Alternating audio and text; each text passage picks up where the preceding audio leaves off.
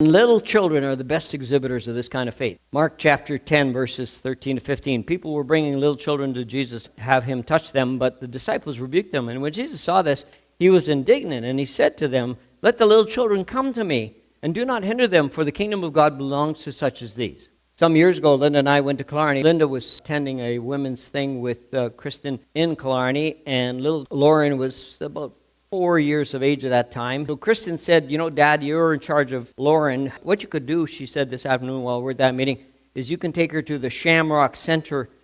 And she said there's free skating in the morning and also in the afternoon. And so that morning, we skated. Just her and me. There was nobody else on the ice, just her and me. And we had a wonderful time together. So as we were leaving the Shamrock Center, I asked at the office, I said, could we come back and skate in the afternoon? Because Linda and Kristen were gone for the whole day. And the gal at the desk said, you can try and come back after lunch, but I need to tell you that sticks and pucks get the priority. Now, sticks and pucks is their way of saying if somebody shows up, wants to play hockey, they can use their hockey stick, and then no puck skating. They get the priority.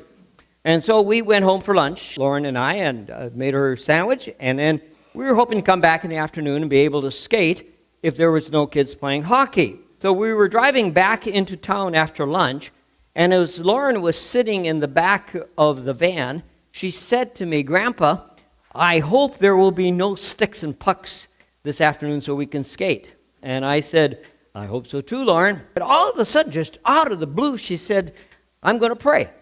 And sitting there in the back seat in her car seat, little Lauren prayed, "Dear Jesus, I pray there will be no sticks and pucks this afternoon so Grandpa and I can go skating." Well, when I listened to that, I had conflicting emotions. Part of me was thrilled my little granddaughter would think of taking something like this, like skating, to God in prayer. And I was just thrilled. But then the other conflicting emotion was, what if that prayer of hers so sincerely prayed isn't answered? I was so scared. Well, we came into town, we drove into the Shamrock Center, and as we entered the lobby, my heart sank. I could hear yelling and shouting. I could hear the sound of the sticks hitting the ice and the pucks hitting the boards.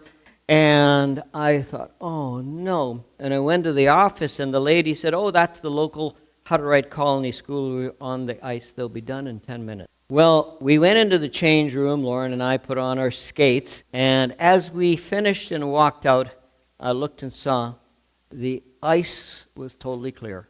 Kids had all gotten off. And I said, "Look, Lauren, sticks and pucks. God answered your prayers." She looked at me as if to say, "Well, what'd you expect?" The faith of a child.